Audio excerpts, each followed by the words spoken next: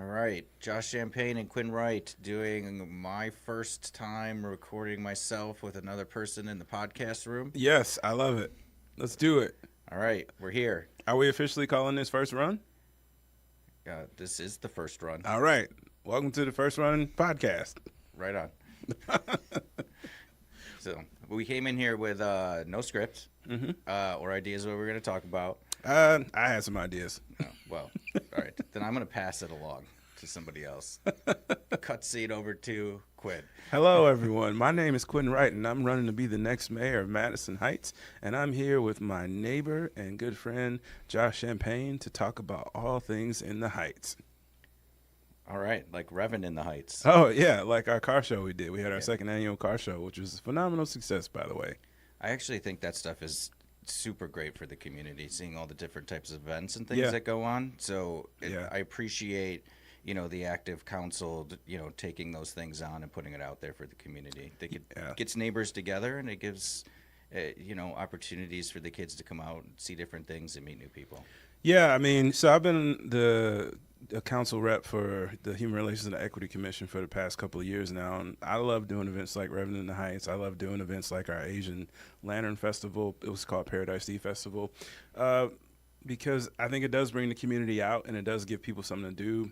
Some of the most important parts of that I love is that we do them as cost effective as possible, meaning like we try not to spend tax dollars to do those events, and they're free to the public. So I think that is probably the coolest part. So because for the folks who are like, I don't like cars or I don't want to go to a Lantern Festival, well, cool. It didn't cost you anything from a tax perspective, but it did provide an opportunity for you to come together and come get some good food and good company. Yeah, I think it gives people opportunities to see things they may not, because we also went to the Lantern Festival with no previous experience or understanding of what we were going to get into, and we saw all these sorts of different cultures coming together and doing some dance performances, actually painting lanterns for the kids, which they thought was awesome, and seeing all the different cultural aspects that were available for everybody was excellent. I was super proud for our kids to be able to attend that.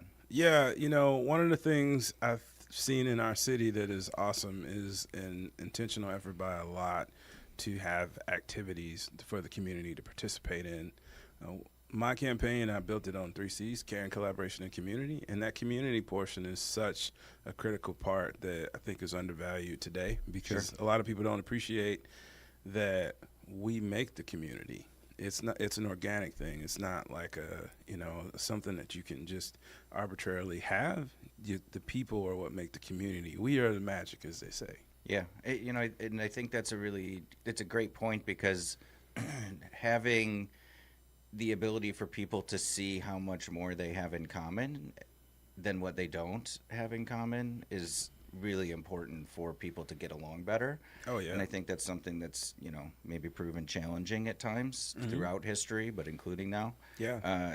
So it was cool for me because I got young kids to be able to have them come out and experience something different and have no sort of preconceived notion of what that may or may not be, and just see people for, the great things they have to offer. Sure, yeah, because, it's hard to hate up close, and that's kind of what we've seen a lot more recently, is that we've built artificial walls to be separate, so it's easier to disagree.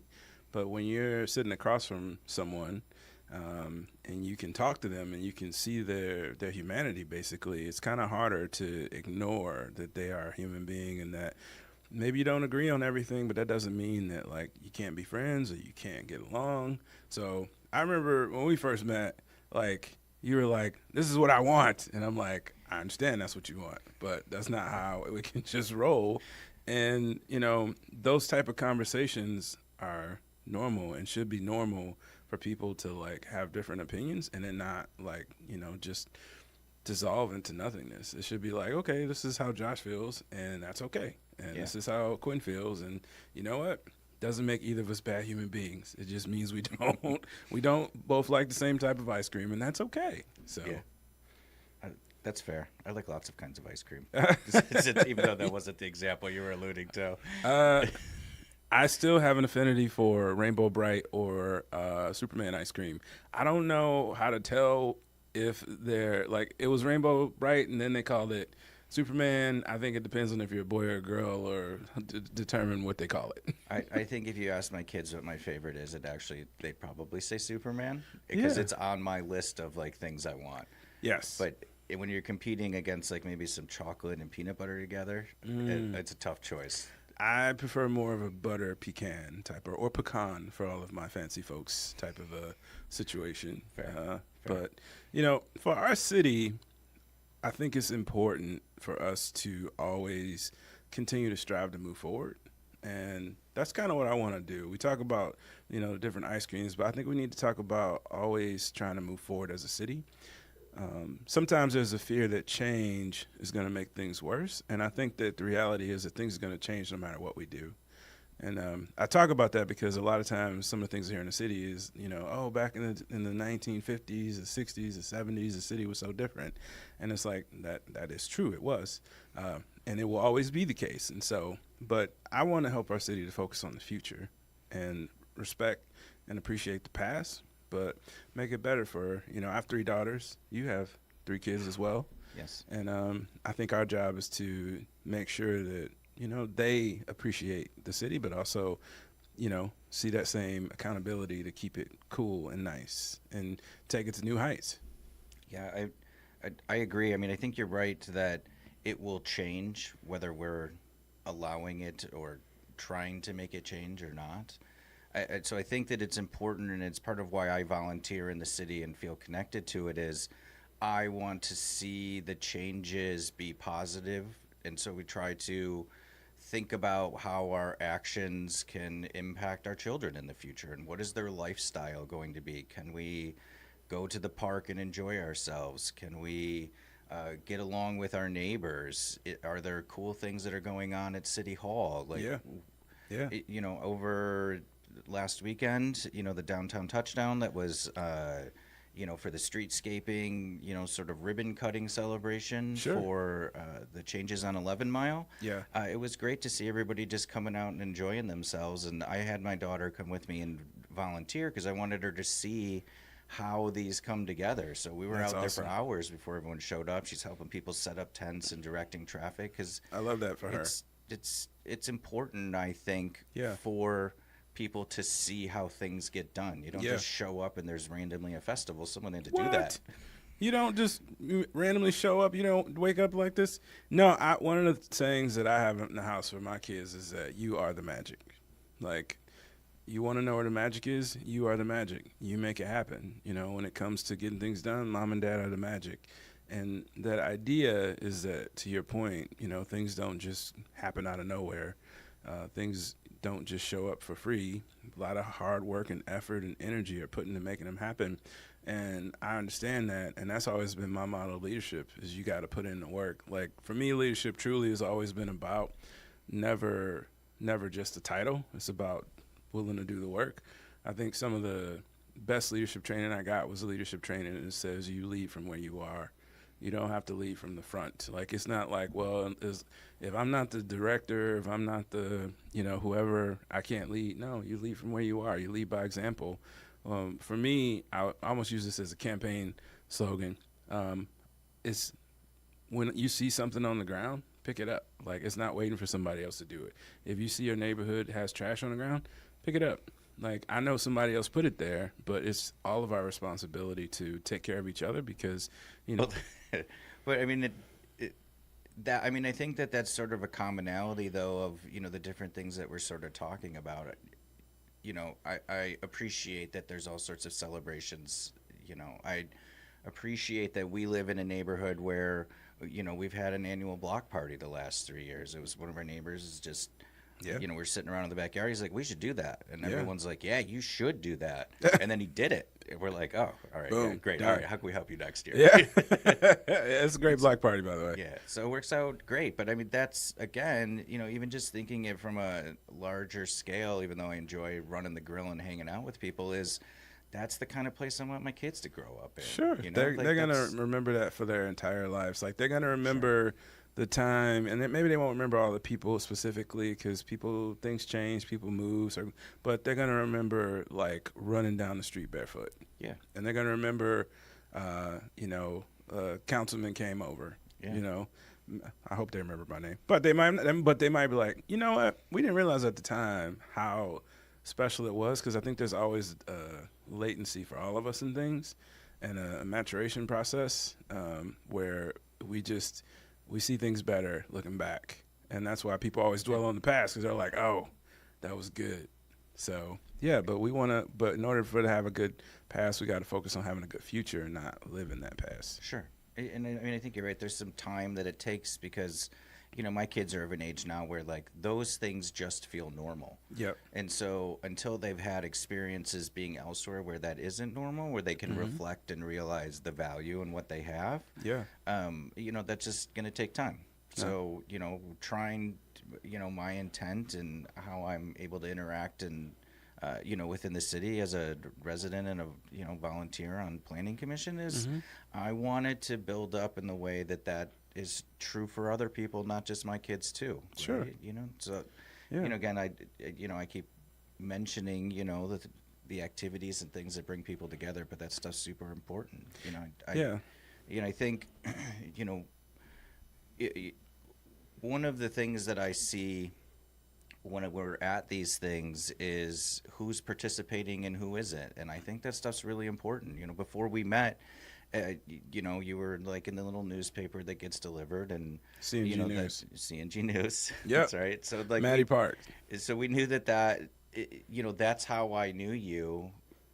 You know, but also seeing you participating in all of the things around town. Yeah. And I think that that's really important, because it gives you the ability to have the opportunity to speak to and see what other people in the community want and what's good for everybody. I think that's really important, is participation. Yeah, I think participation is truly important. One of the things that I made it a point to do, particularly when I was on council, is to show up to events, because I think it's important for the leaders of the community to show that they're invested in those events, even if they're not things that you would normally want to do. And I think it's important for us to support that growth process and allow groups to kind of figure out what's going to work in the community and what's not, and know that they have support from the top folks at the city level to support those things. And, you know, some of those events always won't be, you know, a raving success, but it still gives an opportunity for people to come together and hang out. And so supporting those public events to me is super important, but also just showing up for people, not only at public events, but in their projects and in their life and in their spaces. That's what people are nostalgic for. That feeling we talked about, like with your daughter running down the street, she'll remember that. She'll remember doing it, but doing it with a whole bunch of people. And that's what we remember. That's why we're like, man, when I grew up, my neighborhood was so much better. No, what was better for you then than now was a sense of community that you had, the support, the safetyness you felt. Actually, the 80s, I grew up in the 80s. The 80s were actually a rough time. They were not fantastic times in the U.S. if you look back at it. It might have felt that way because we were younger and we felt safe. But, you know, it's just about showing up for each other, not only at events, but in whatever people need in their community, and to listen. Yeah, agreed. You know, I think it feels especially important right now, you know, because it's very easy to be isolated and stay at your house and not have to go out. Because I think, you know, back in the 80s, which I also grew up in, it was you had to go out or you were going to stay inside bored. And like, okay, there's some value in being bored a little bit too. Yeah. But you just naturally had these opportunities to run into people and learn all sorts of things, and like that's not forced as much as it is today. So it's it takes effort. Yeah, you have to be actively pursuing those things. And we've been kind of rocked into a love of comfortability, because I can sit on my couch and scroll and hit like, and the algorithm will keep feeding it to me, or hit swipe, you know, anyway, and it goes away. And so what we've been tricked into believing is that we can control more of our environment than we actually can, because it just kind of pulls you further and further away from other people, because you start to feel like more people are just like you and think like you, which some do, but there are also a lot of people who don't. And you have to, that's one of the things I've learned about being on council, is like keeping an open ear to what people want and how what I think might be the best choice might not be what other people want, and respecting that. One of the examples I've been using a lot lately is with our trash can program. Like, I wanted to keep it the way it was, and I was like, we should just keep it the way it is. But listening to our residents, they were saying how their biggest concerns are taxes and costs going up. Well, to keep the program the way it was would have cost $10 million more. So it's like, which would I prefer?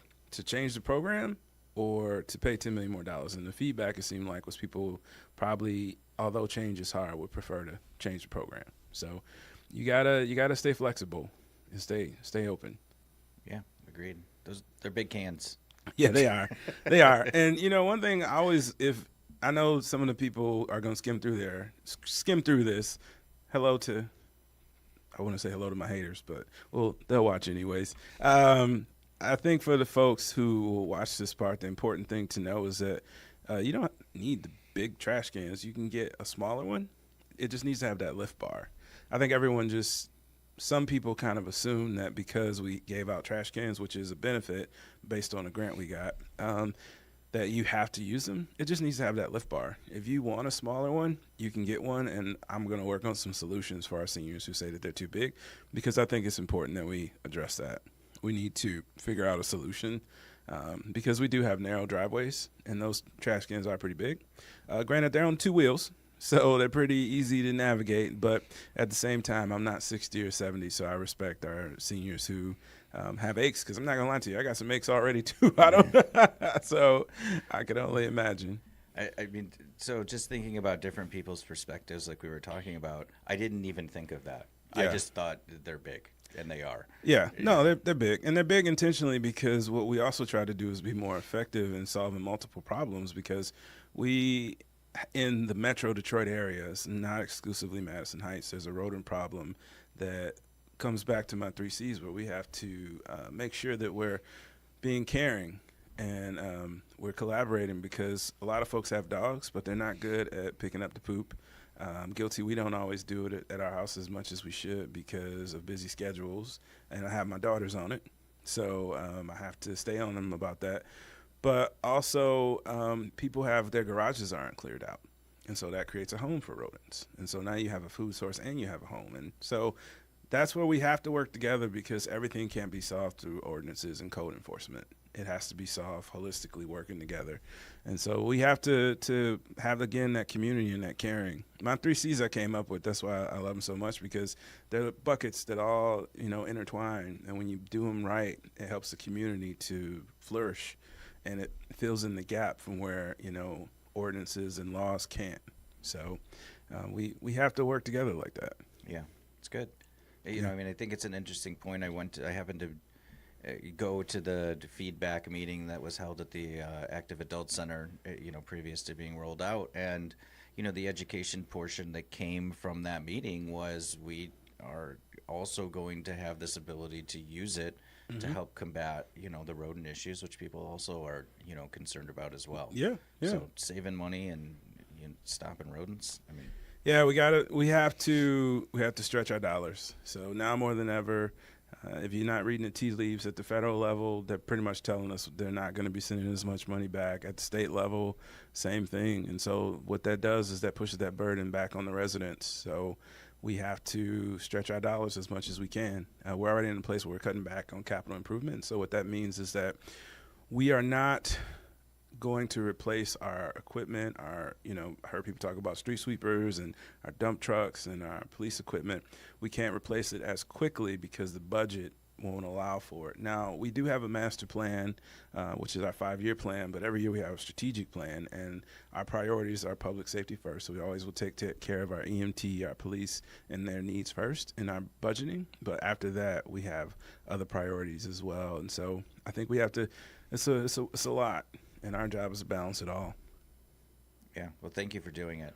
I appreciate someone else having the opportunity to read the big reports and collaborate with the people at City Hall, which, give a shout out to the people at City Hall. They do a great job. Yeah. And I honestly would like to thank you for your involvement as the chair of our planning board. That's a big role. And I've always encouraged you and others like to get involved in the game of your local government. Now, the challenge I see with some is that they want to go straight for the top. They're like, well, I'm going to be on the mayor, I'm going to be on city council or nothing. And I would recommend not to do that. I would say baby steps. Just be on the commission for a little while, see how that goes, and then take a bigger step, because we need more people involved, and it shouldn't be just an all or nothing scenario.